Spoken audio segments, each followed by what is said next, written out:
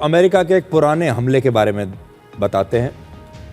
हमने आपको दिखाया था, आपको याद होगा कैसे अमेरिका ने 3 जनवरी को इस साल सिर्फ 3 मिनट के एक ऑपरेशन में वेनेजुएला के राष्ट्रपति निकोलस मदुरो को पकड़ लिया था और तब उन्होंने वेनेजुएला की सत्ता को बदल दिया था। आज हम आपको ये बताएंगे कि कैसे इस सत्ता परिवर्तन के पीछे सट्टेबाजी का भी एक खेल चल रहा था, जिसके जरिए एक अमेरिकी सैनिक ने सीक्रेट जानकारी देकर करोड़ों रुपए कमा लिए। इस कहानी की शुरुआत होती है पिछले साल दिसंबर में, जब अमेरिका ने ऑपरेशन वेनेजुएला की प्लानिंग शुरू की थी। तो सोचिए, पिछले साल दिसंबर में ही अमेरिका ने ये प्लानिंग शुरू कर दी थी कि वेनेजुएला पर हमला करना है, वहां के राष्ट्रपति को वहां से उठाकर लाना है। इस प्लानिंग में डोनाल्ड ट्रंप की कोर टीम के अलावा अमेरिकी सेना के सिर्फ बहुत चुने हुए अधिकारी ही शामिल थे। और अमेरिका का ये सैनिक भी, जिसके बारे में हम आपको बता रहे हैं, ये सैनिक भी इसी ऑपरेशन की प्लानिंग में शामिल था। इस सैनिक के पास इस ऑपरेशन की सारी जानकारियां थी। वो जानता था कि ये ऑपरेशन कब होने वाला है, कैसे होने वाला है, ये ऑपरेशन किस स्तर पर होगा, कितना बड़ा होगा और ये कितने दिनों तक चलेगा। ये उस सैनिक की तस्वीर है। इसे सब कुछ पता था और इन्हीं सीक्रेट जानकारियों के आधार पर इस सैनिक ने एक ऑनलाइन बैटिंग प्लेटफॉर्म पर सट्टेबाजी का दांव लगा दिया। इस ऑनलाइन प्लेटफॉर्म का नाम है पोलीमार्केट और इस प्लेटफॉर्म पर लोग भविष्य की घटनाओं का अनुमान लगाकर सट्टेबाजी करते हैं। जैसे किसी मैच में कौन सी टीम जीतेगी, कौन सा लीडर चुनाव जीतेगा, या फिर किसी खास घटना के होने की कितनी संभावना है, युद्ध कब शुरू होगा, युद्ध कब समाप्त हो जाएगा, कौन सा बड़ा फैसला कब हो सकता है। इसको लेकर सट्टेबाजी होती है। और जिन लोगों के पास इस प्रकार की कोई सीक्रेट जानकारी होती है, वो इस ऑनलाइन प्लेटफॉर्म पर जाते हैं और फिर सट्टा खेलते हैं। इस अमेरिकी सैनिक ने 3 जनवरी को वेनेजुएला पर हमले से लगभग 9 दिन पहले पिछले वर्ष 26 दिसंबर को पोलीमार्केट पर अपना एक अकाउंट बनाया और 27 दिसंबर 2025 से लेकर 26 जनवरी 2026 तक लगभग 13 बार इसने सट्टेबाजी की। इस सैनिक ने ऑनलाइन प्लेटफॉर्म पर 4 बड़े दावों पर लगभग 30 लाख रुपए का सट्टा लगाया। इसने 4 बड़े दावे किए थे। पहला, अमेरिका की सेना वेनेजुएला जाएगी।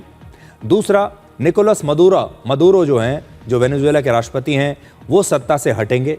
तीसरा, अमेरिका वेनेजुएला पर हमला करेगा। और चौथा, डोनाल्ड ट्रंप वेनेजुएला के खिलाफ तुरंत हमला शुरू कर सकते हैं।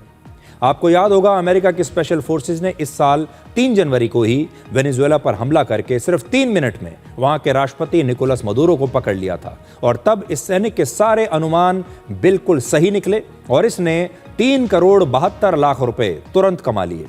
इस सैनिक ने 30 लाख रुपए की सट्टेबाजी से 3 करोड़ 72 लाख रुपए जीते, यानी लगभग 12 गुना कमाई कर ली। यह सैनिक अमेरिका के इस मिलिट्री ऑपरेशन की प्लानिंग में शामिल था, यानी ये अंदाजा नहीं लगा रहा था, बल्कि उसे पहले से ही निश्चित रूप से पता था कि वेनेजुएला में क्या होने वाला है। अब इस सैनिक पर सीक्रेट जानकारी को लीक करने और उसका दुरुपयोग करने, धोखाधड़ी और गैर कानूनी पैसे का लेन देन करने जैसे कई गंभीर आरोप लगे हैं। और अगर ये आरोप साबित हो गए तो 10 साल तक की सजा इसे हो सकती है। पूरी दुनिया में अमेरिकी सेना को सबसे अनुशासित और ताकतवर माना जाता है, लेकिन अमेरिका का एक सैनिक इस सीक्रेट जानकारी से सट्टेबाजी करके पैसा कमा रहा था। यह निश्चित रूप से एक बहुत ही चौंकाने वाली खबर है। और हो सकता है कि और भी ऐसे बहुत सारे लोग होंगे जो इस प्रकार की जानकारी बेचकर पैसा कमा रहे होंगे। ऐसी आशंका अब जरूर सामने आती है। अमेरिका के एक न्यूज चैनल CBS न्यूज के मुताबिक यह सैनिक एक कम्युनिकेशन स्पेशलिस्ट था। इसका काम था किसी मिलिट्री ऑपरेशन के दौरान डेल्टा फोर्स और सील टीम 6 जैसी काउंटर टेररिज्म यूनिट्स के कमांडोज को सीक्रेट मैसेजेस और सिग्नल्स भेजना। यह सैनिक वर्ष 2008 से ही अमेरिका की सेना में काम कर रहा था और हो सकता है कि इसने पहले भी इस प्रकार की सीक्रेट जानकारियों से सट्टेबाजी की हो। अब आपको यह बताते हैं कि यह सैनिक पकड़ा कैसे गया। इस ऑनलाइन प्लेटफॉर्म ने यह नोटिस किया कि इस सैनिक का अकाउंट वेनेजुएला हमले पर बिल्कुल सटीक सट्टेबाजी कर रहा है। इसकी जानकारी अमेरिका की सरकार और वहां की FBI को दी गई। जांच के बाद यह पूरा मामला सामने आ गया और 23 अप्रैल को इस सैनिक को फिर गिरफ्तार कर लिया गया। अमेरिका ने कहा कि देश की सुरक्षा से जुड़ी जानकारी से पैसा कमाना वहां के कानून के खिलाफ है। और आज राष्ट्रपति डोनाल्ड ट्रंप ने कहा कि वो इस मामले की जांच जरूर करेंगे। Well, I don't know about it, but was he betting that they would get him or they wouldn't get him? It sounds like he was betting on his removal from office, that Maduro would be removed. Well, that's It sounds like interesting. he was involved in the operation. That's like Pete Rose betting on his own team. It's a little like Pete Rose. Pete Rose, they kept him out of the Hall of Fame because he bet on his own team. Now, if he bet against his team, that would be no good, but he bet on his own team. I'll look into it, There yeah. are also bets that are being placed as well on the Iran conflict, too, and there have been some trackings where people suspect that there is insider trading happening on these prediction markets around the war. Are you concerned about that? The whole world, unfortunately, has become somewhat of a casino. And you look at what's going on all over the world, in Europe and every place they're doing these betting things. I was never much in favor of it. I don't like it conceptually, but it is what it is. No, I think that I'm not happy with any of that stuff, but they have all these different sites. They have predictive markets.